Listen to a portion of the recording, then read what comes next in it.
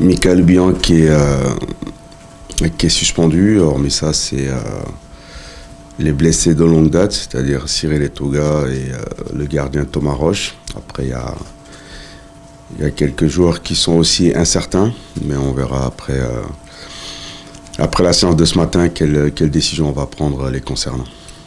Oui, c'est un joueur important, un élément important dans notre dispositif et notre animation offensive.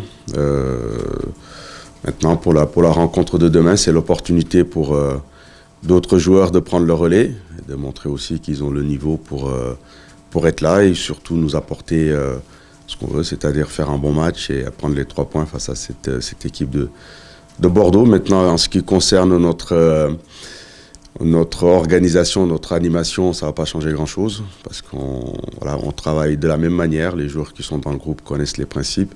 À eux de se mettre au niveau et surtout nous permettre de gagner cette rencontre.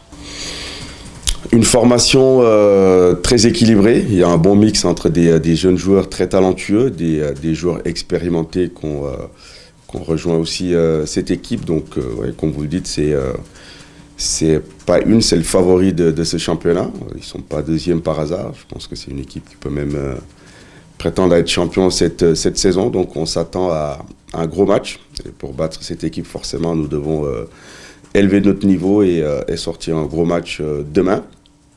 Maintenant, nous on est sur une certaine continuité à domicile. C'est plutôt à l'extérieur où le bas blesse. Mais pour ce qui est de nos rencontres à domicile, on est sur 2 victoires. Cette solidité-là, il faut continuer à le maintenir en s'appuyant sur ce collectif. On a travaillé normalement et comme d'habitude sur nos principes, sur nos points forts. Là, c'est une deuxième partie de championnat qui démarre. Ce qu'on veut, c'est jouer notre football et quel que soit l'adversaire que nous aurons en face de nous. Il y a quelques semaines, c'était Valenciennes à domicile, là c'est Bordeaux. On abordera le match avec la même détermination et surtout une grande confiance. Comme je répète, à domicile on est performant, donc il faut perdurer cette série pour espérer jouer autre chose. Oui, sur une phase ascendante, parce qu'à un moment donné, on était plus sur des matchs nuls et on voit les matchs nuls ne nous font pas avancer. Au PFC, on était très déçus de l'issue de la rencontre. Au mieux, on aurait pu prendre 1 point à Paris. 1 point à Paris, 1 point contre Valenciennes, 2 points, ça ne nous fait pas avancer. Donc, depuis quelques mois, depuis quelques semaines, il y a des victoires qui arrivent et c'est ces résultats-là qui sont importants. Donc, les victoires amènent de la confiance. Et je répète, surtout à domicile, on a une certaine solidité. Donc, ça doit nous donner encore plus de confiance pour aborder ce genre d'adversaire.